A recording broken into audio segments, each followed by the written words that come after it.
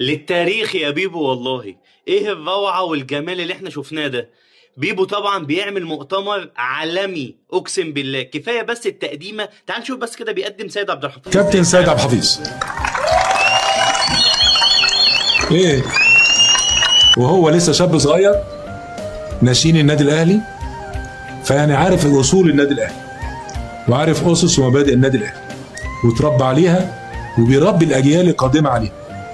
سيد مدير كرة طبعا فترات طويله جدا، ودوره الفتره اللي جايه هو دور ده يا مهم جدعان رئيس جدا. النادي اللي نفتخر بيه.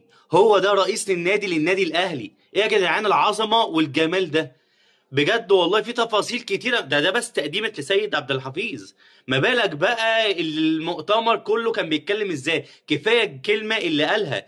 النادي الاهلي مش ملك لشخص او اشخاص، النادي الاهلي ملك للجمهور. دي كلمة كفاية يعني كفيلة جدا انه يقولها. تحياتي ليك يا كابتن بيبو والله.